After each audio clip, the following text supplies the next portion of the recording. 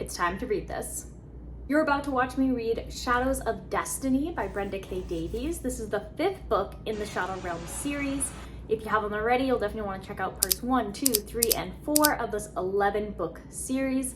I'm going to be updating you periodically throughout this video with my thoughts as I'm reading the book. I'm very excited to start the 5th book in the Shadow Realms series, Shadows of Destiny by Brenda K. Davies. I am super excited because this series continues to get better and better as they progress. So I have the entire series now, so hopefully it continues to go at the pace that it is because I love it. I'm obsessed. I love it so much. I think about it so often. And look, this one's got a dragon on the front. So we know how important the dragons are in this series, and so I am excited for them to be featured more prominently. And yeah, like in the last book, we got a perspective of a dragon for one of the chapters, so that was really neat. So while I'm reading this book, you will not get any spoilers about this book, but there will be mentions of stuff that happened in book 1, 2, 3, and 4, so be wary if you don't like spoilers, and if you haven't already, you definitely want to check out the other parts to this series of me reading this series. But yeah, of course, I won't give you any spoilers about this book. So from my understanding, Shadows of Destiny, of course, follows along our two main characters, Lexi and Cole, as they're kind of building up this army from various creatures in different realms that have kind of been forgotten or casted away, like the zombies and stuff, and they're going to recruit them so they can fight against the Lord. And so it's gonna be really interesting because I feel like we're gonna get a really good experience of these different realms and how unique they are and how cool and like all of these different creatures that we're going to be introduced to. So I'm really excited to see how that's going to go. Something that kind of scares me is that on the back it says loved ones will be lost. I'm like, don't kill off Dell. If they kill off Dell, I'm gonna riot. Yeah, I mean they tried to kill him off before, but he's fine. Yeah, so I'm kind of nervous about like who will get killed off, because what I've learned about this book is that nobody's safe. Nobody's safe, characters die, things happen. It's the way it goes. So yeah, I am really excited to read this book, and yeah, I do have very high expectations just because of how much I've been enjoying it. So without further ado, let's crack this book right open.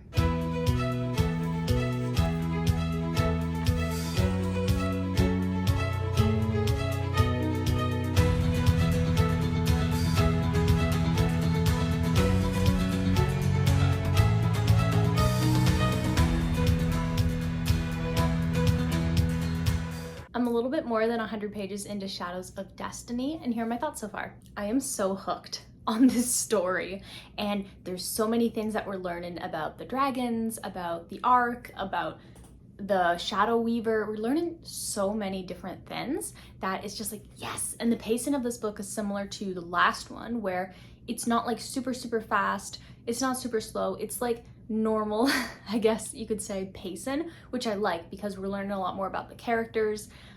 Cole's getting on my nerves a little bit because he's a bit too overprotective of Lexi in my opinion, but I really like that she like stands up to him and is like, no, let me do it, like you don't need to be there all the time, I can do this on my own. And I really respect that because she just stands up to him, and sometimes he will back off, which is good. But yeah, he's kind of getting on my nerves just a little bit because he's too much at the moment. So we're now also going into the different realms, and I definitely got confused because they went to the siren realm, and the sirens were more like harpies than sirens, and so like they were half bird, half human. And I was like, I always thought sirens were like mermaids, but I'm guessing that there's probably a bunch of different types of sirens that exist in like the myths and stuff, and I'm just familiar with the like mermaid one. But yeah, that definitely confused me for like the first 3 pages because I'm like, how are sirens flying? What's going on? But yeah, I mean, I checked it up and it does seem like that does exist, and like not in real life, but like there are myths about flying sirens and like bird-like sirens. But I think I was just confused because I thought of it as like the mermaid thins, not like the harpy thins. But yeah, that was kind of cool. It was pretty neat. And then we're now in the light fae world where they're kind of exploring, and it's interesting because one of Cole's brothers, Varro, is half light fae, and so we're kind of seeing where his other half of his family kind of came from and lived, and he wasn't able to live there because dark fae and light fae don't like each other at all. and so he stayed with the dark fae because if he lived with the light fae would be mean to him, but he had a bad experience with the dark fae because he was part light fae, and so everyone was mean to him anyways. So yeah, poor Varro, he needs to be protected, this poor innocent boy. But yeah, that's pretty much where I am. There's also a really cool scene with one of the dragons, and oh, I can't spoil it for you, but there was a really cool thing with the dragons, and we got a bit of a dragon backstory, which was cool. So I thought that was cool, and really just like seeing all the different ways that everything's adding up and how much further the history goes than we were led to believe. So yeah, I think that it's really cool, and I'm really excited to see where this book goes next. So I'm going to continue to read Shadows of Destiny, and I will update you around the halfway mark or more a little bit towards the end.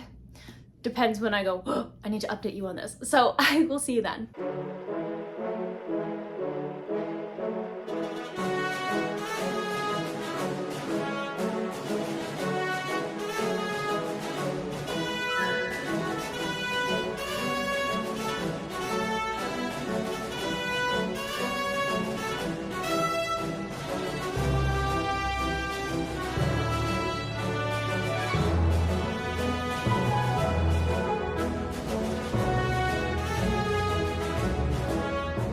I'm now definitely more than halfway through Shadows of Destiny, and I think that this is so interesting because we're seeing so many different fantasy creatures. We've seen giants, we've seen dwarves, obviously we've already seen dragons, the imps are involved now, zombies were mentioned, the orcs were mentioned, just like a bunch, and they're basically like building this army of all of these different creatures and go into their realms. And I think the giants was probably my favorite part because that realm is just so cool, and the conversation that Lexi and Cole had with the giant I thought was really cool and also like really sad at the same time. But it was like, it's so good because it's like people don't want to take certain sides, but because of certain decisions that were made before, they're kind of forced to fight on a side that maybe they don't want to, and they're being forced to fight in general. So I thought that was a really interesting take, because usually when it comes to a war, it's like, yeah, these are the bad guys, we're gonna beat them up, but not so much in this. It's like, yes, there are bad guys, but there's also people who aren't bad guys who you're gonna have to kill anyways. So that was pretty interesting. I do find this book a little bit slower than I would have enjoyed. I still obviously love it, but I do find it a little bit slower at times, but it's still really fun. And there's some really cute Cole and Lexi moments in this book that I'm just like, oh, like that's so sweet. It's so nice. So even though Cole has been getting on my nerves a little bit in this book, he's also like an absolute sweetheart when it comes to Lexi, and so that's really cute. And I'm really, really, really loving just how much Lexi is growing. She's grown really fast in this book and the previous one. She's coming into her own, like she's gone through so much. She's been lied to her entire life. She's in bad situations. People are always hurting her and using her and abusing her, and so she's finally just like standing up for herself and doing this, and I'm like, yes, Lexi, you do it, you go. I'm so proud of you. I'm excited to see her grow some more, and I am very interested to see like somebody like Lexi who doesn't have that formal like training in terms of like how to lead people, how to do politics, even really how to fight for the most part. So she's kind of like leaned on Cole a little bit for that, but I feel like because she doesn't have that, it kind of lets her be a little bit more open-minded. But sometimes she's a bit closed-minded. Like I get where she's coming from, and she kind of reflected on it later in the book as well. But like she kind of offends other cultures at times because she's like, that's not the way that people should be doing things. Like, don't take slaves, like that's bad. But for like the other cultures and stuff, it's like a kind of a normal thing. And so she was trying to like find that line in like, I can't force you to like not have human slaves, but I don't want to see the human slaves kind of like in my view, like it just that kind of thing. So I thought that it was interesting to see that and how she was kind of like fighting with herself and also having to make decisions that it's like, who do you save? Who do you like let die? What do you do about that? And so I really like the moral conflicts that a lot of these characters are having, especially within like the wartime. So I'm going to continue to read Shadows of Destiny. I'm very excited to see where it's going to go. I don't know if they're going to do the war in this book or if this is just going to be the build-up or what's going to happen, but Brenda K. Davies never ceases to amaze me in like the shock factor of what can happen in these books and just the cleverness of just how to keep the story going. I think she does a really good job in like maintaining the story, following along and keeping you absolutely hooked. So yeah, I will update you when I finish this book, so I will see you then.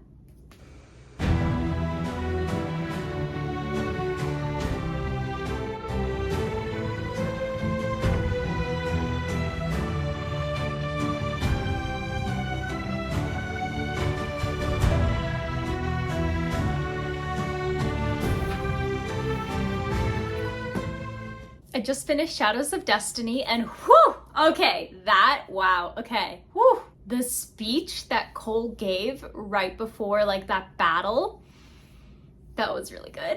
It was really good. And then like, just like the battle, there were Wendigos in this book, there was unicorns, there was Pegasus, like all of these things just kind of came through. There's also these berserkers, which were pretty cool. They were just like, I think they're just like regular guys, but they can get like really big and strong and like beat people up. We had the giants, which I love the giants. And in there's like all these different perspectives that you're getting from different characters in the war. So it's like you get like Varro, and then you're getting like Orin and Niall and Maverick and obviously Lexi and Cole. And so it's really, really cool to be able to see all these different perspectives and the deaths that happen in this war. Oh, my heart. I wasn't ready. I knew, like, Brenda K. Davies does not sugarcoat deaths. It's like, is that character, maybe they're dead, maybe they find a way to live. No, they're dead. They're like dead. So, it hurts. But, I mean, I'm happy that she chose to kill characters because it's unrealistic for all the characters to survive in a war, or just, like, random characters to survive, or like only kill off random characters. So I think that was a good move, and it was really heartbreaking, and it was really good. And the way that this book ended, I knew that that was gonna happen, but it was still wholesome and like endearing and just like really good. And all the dragon content, I feel like the next book is gonna have even more dragon content, which is great because I love this. I love learning about the different realms. I love all the different immortal creatures that are everywhere and all the different characters. And now that stuff has happened, what is the rest of the series going to look like? I definitely can see where it's going to go in terms of the Shadow Reaver. So that I think is going to be a pretty exciting arc that's going to be happening. I'm really excited for it. So yeah, this is continuing to be such a fun journey. So I will be awarding Shadows of Destiny a total of 4 stars. This one wasn't a 4.5 stars. And I think for me, it's because it was a little bit slow at times, a little bit more towards like, not quite the middle, but like a little bit before then. It was a little bit slow there. I think some parts of it were predictable, like what happened at the end, but everything else was like really good. So I loved which characters were like pretty much killed off. I'm loving like all of the backstory, the stuff with the dragons, everything about Lexi and Cole's journey, learning more about the brothers and the witches and how everything's just coming together and how it's all weaved together, and the pacing and like, oh, the story, it's so good. It's such a world that I just get immersed into and I just don't want to leave.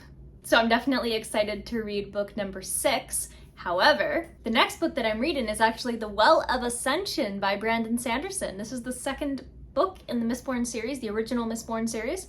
So this is what I will be reading next. So I'm kind of going back and forth. So it's like Mistborn, Shadow Realms, Mistborn, Shadow Realms, just kind of like read 2 series at the same time because it's fun. And it kind of makes me feel like I'm in the world longer in a way. So yeah, this is what I'll be reading next. I'm really excited. So if you're interested in watching me read The Well of Ascension or the next book in the Shadow Realms series or any other book that happens to be on my never-ending TBR, definitely hit the subscribe button if you haven't already and turn on the bell notification. That way you get notified anytime a new video comes out. If you like purple, like this shade of purple, definitely hit the like button and I'll see you in the next video. Bye!